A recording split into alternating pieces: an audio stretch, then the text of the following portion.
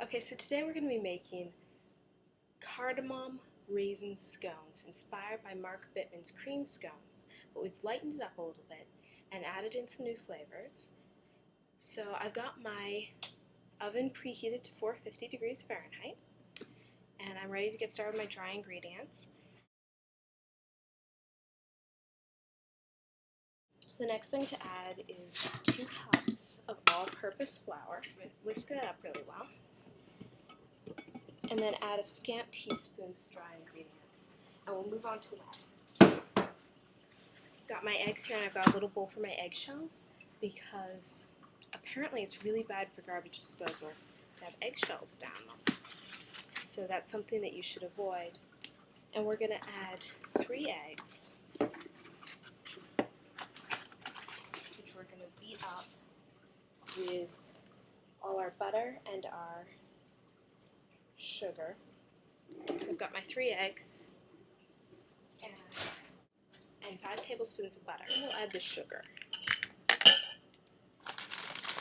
So I'm going to use brown sugar because I really like brown sugar in desserts.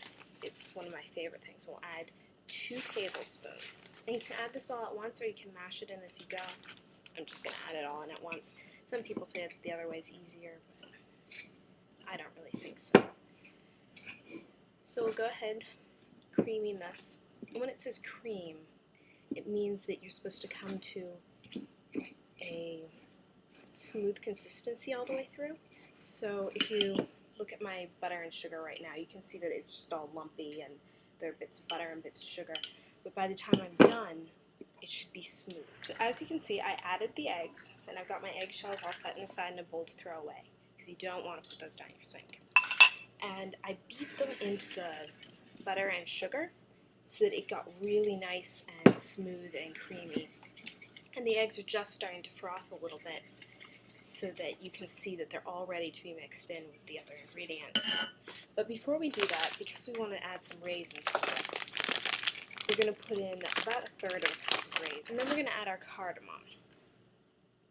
So I'm going to add about 1/4 teaspoon.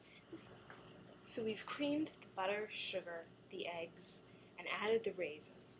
The next step that Mark Bittman suggests is that we put in 3/4 of a cup of heavy cream.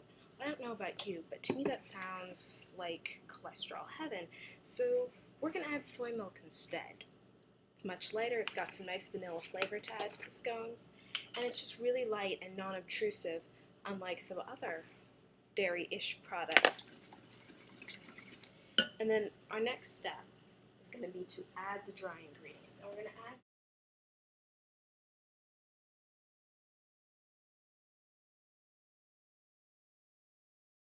just spread it out across the bottom of the pie plate. So I've got my timer going for 6, and that leaves me a little bit of time to do some cleanup before we get started on the next batch. So I put my toothpick in, came out absolutely clean, so we're all set to go. On these just lovely, lovely scones. You can see how golden brown they are on top and just really wonderful. And so I'm going to go set these on the table to cool and then cut myself a slice. To serve these, I would serve them with a little bit of butter or maybe some honey, but you don't have to. You can just heat them up, serve them with a cup of tea, glass of milk, whatever you like.